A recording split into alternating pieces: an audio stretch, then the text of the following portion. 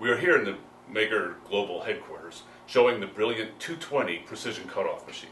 Now, in all honesty, we call it a precision cutoff machine, but this is not like the ordinary Secatome or Isomet that you might be used to seeing. This is so much more of a different kind of cutoff machine.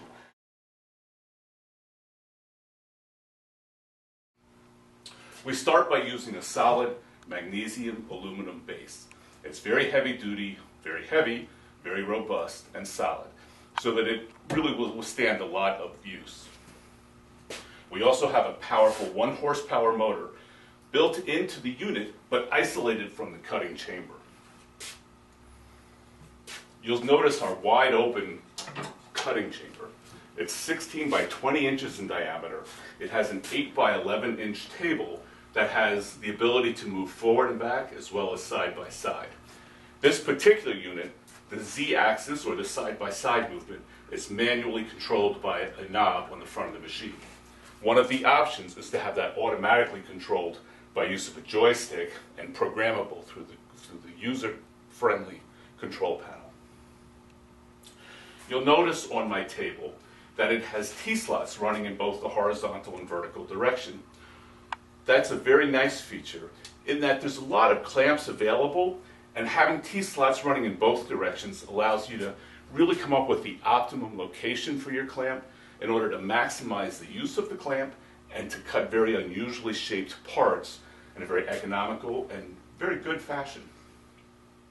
This has a lot of features that can be controlled very easily by the operator through the control panel. First of all, we have the ability to make either automatic or manual cuts. Automatically, if I were to cut with an automatic fashion, I can control my parameters, turn everything and push a button, and the unit will cut automatically. If I wanted to do manual cutting, and sometimes it's easier to do a quick manual cut, I can cut by having the table move into the blade manually here, or by having the blade move into the part. And I can control the parameters for doing that in a manual fashion. Some of the options I have in the automatic cutting are my RPM of the cutoff wheel. The range is from 300 to 5,000 RPMs. Typically you would use this slower if you have a hard part that's very brittle and you don't want it to chip. You could have a very slow RPM on your cutoff wheel. If you have a homogeneous part, typically a ferrous part, you can use a very high speed with an abrasive cutoff wheel and get a nice clean cut then. Diamond cutoff wheels are somewhere in the middle, usually between 2,000 and 2,500 RPMs for the diamond cutoff wheel. But the range of cutoff wheels that we can put in this machine is from 4 inches to 8 inches, and you might want to vary the RPM speed based on the diameter of the cutoff wheel that you're using.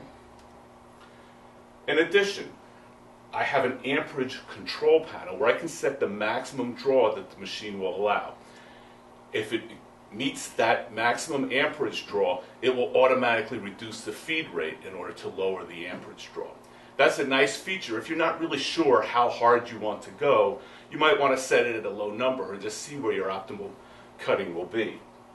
There may be occasions, however, where you really do want to have that set at a high limit so that you can sort of hog through a part and just cut it quickly and cleanly in a very powerful fashion. So you have the ability to control that. I also have control over the feed rate of the table or the wheel movement coming down. I can adjust that from 5 microns a second to up to 3 millimeters a second, which translates to about 7 inches per minute, which is higher than you would typically cut any part. I also have the ability to do step cutting, sweep cutting, cut by having a horizontal fashion where the part moves into the blade, vertical cutting where the blade moves down onto the part, diagonal cutting where both the table and the blade move simultaneously in a diagonal fashion. I also have the ability to do sweep cutting where the blade moves over the part, moves down and then comes back, or I can do step cutting, which is down and up, over, down and up, over, down and up, over. So for very unusually shaped parts, you have a lot of different variety of cutting modes available to you.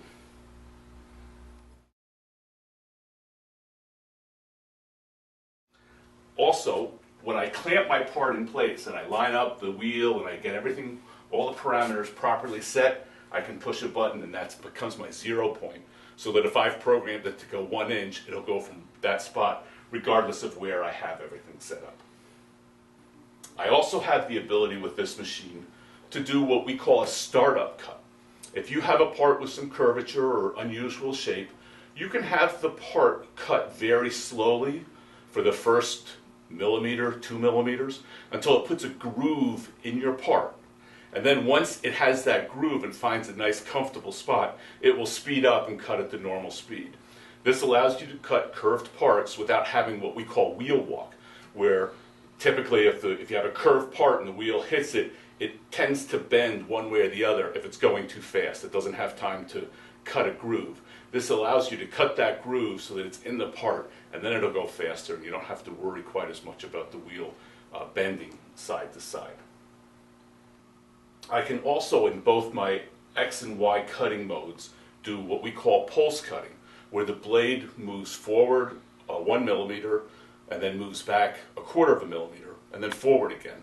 I can actually adjust those parameters for optimum cutting capacity. But by enabling pulse cutting, having the blade move and then come back, I have a steady stream of coolant inside the cutting surface to keep my part cool. Also with abrasive blades, it tends to keep it sharp and dressed so that you always have fresh abrasive exposed to the cutting surface. My Z-axis table, I can move my table 3 inches from left to right so that I can make parallel sections by only clamping the part once. That's a very nice feature with turbine blades and gears and sometimes where you want to make parallel cuts, but it's a pain to clamp them. And so you can clamp it once and then make parallel cuts without having to worry about reclamping it.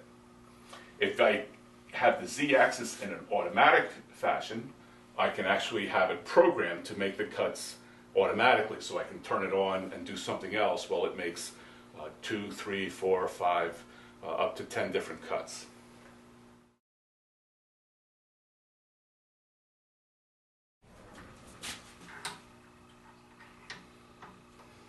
I put my piece in the clamp, and then by pushing this button, it turns on a laser so that I can see exactly where I'm going to be making my cut on the part.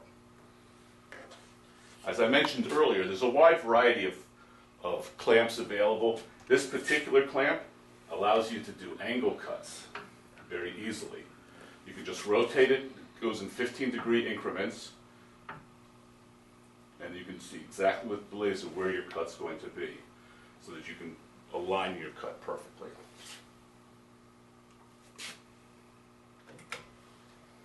Once I have everything set up, I have to just close the doors. It will not operate while the doors are open, and I can go ahead and start and make my cut.